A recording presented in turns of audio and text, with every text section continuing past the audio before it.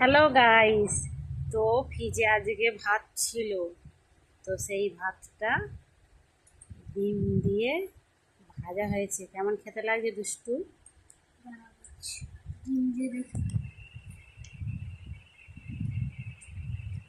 পেঁয়াজ কুচিয়ে দিয়েছি, হলুদ দিয়েছি, তারপর গোলমরিচ গুঁড়ো দিয়েছি। আমাদের কাছে কিছুই তরকারি নাই, এইটা আর ওইটা, তাতেই পেট ভরে যাবে। এইটা আর ওইটা কি? হ্যাঁ, ওইটা আর ওইটা কি? একদম এটা মা করে দিয়েছে, ডিম দিয়ে ভাতটা করে দিয়েছে, ডাল, আর ডাল তরকারি আছে। এখানে আলু আর ডালটা সকালে রুটি খাওয়ার জন্য রেখেছিলাম, সেইটাই এটাই ভালো খাওয়া হয়ে গেছে।